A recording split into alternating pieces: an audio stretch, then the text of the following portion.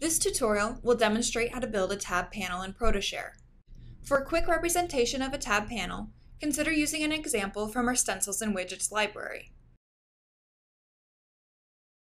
However, there may be times when you want more fine-grained control over appearance and content. Then we'll need to start from scratch. Together we'll build an example similar to a tab panel found in the Stencils and Widgets library. From our example, you should gain a good understanding of how to add interactivity using states. Starting on a sample page I have set up in the editor, we'll create a horizontal 3-tab panel of our options. We will use a single state to toggle the visibility of each of our tab content panels. Let's begin by adding a horizontal state navigation component to create the tab navigation bar. We're shown a question mark because the state is not yet attached to the component. Open the inspector and select New State under the State field.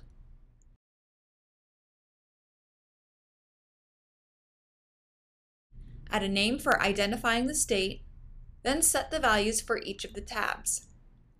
The first value is the default tab, and the order of the tabs is given by the order of the values here.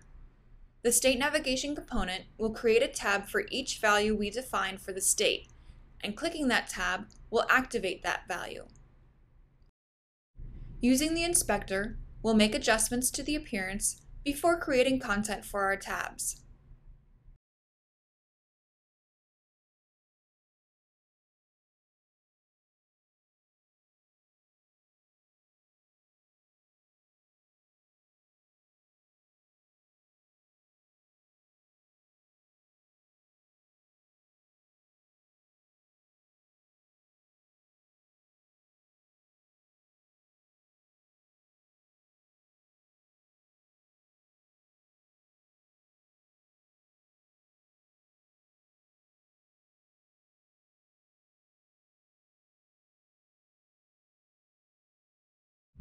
Now we're ready to add content. Because we have 3 tabs, we'll need 3 corresponding content panels, which can be represented using containers. Add a container and adjust the appearance as desired.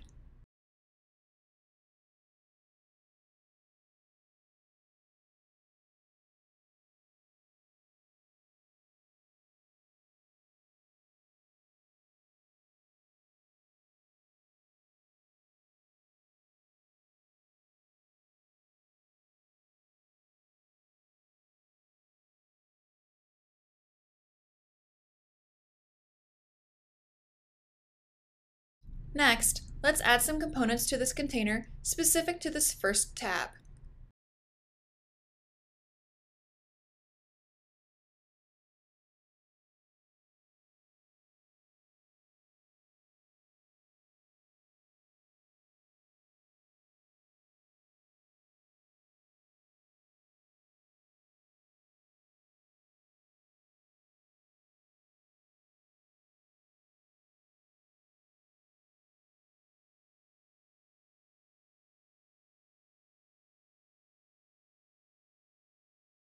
As soon as we're done, we'll select the container and make 2 copies of it using our menu or keyboard shortcuts, Command or Control-C, then Command or Control-V.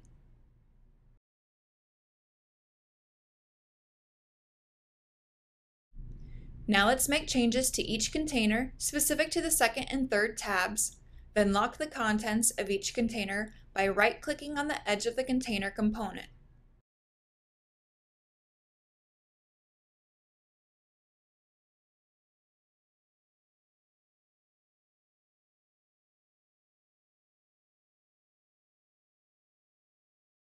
Locking contents will keep us from accidentally moving them around or dropping them elsewhere on the canvas.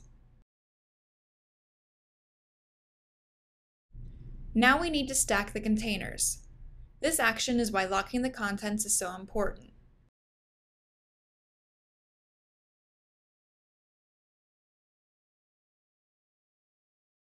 Next, we can set the visibilities of each container under the Visibility section of the inspector. The frontmost container happens to be the third container, so we want it visible only when offerings is set to third. As you can see, the container disappeared from the canvas. We don't see it because by default, only the first value is seen. Let's set the visibilities for the last two containers. Be sure you have the correct container selected when doing so. You can always open the listing if you get lost.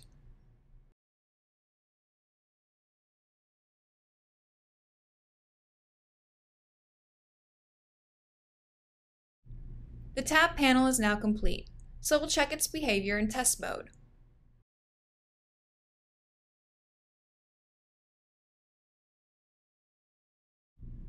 This concludes the tab panel tutorial. To access additional help resources, check out the support section of ProtoShare.com.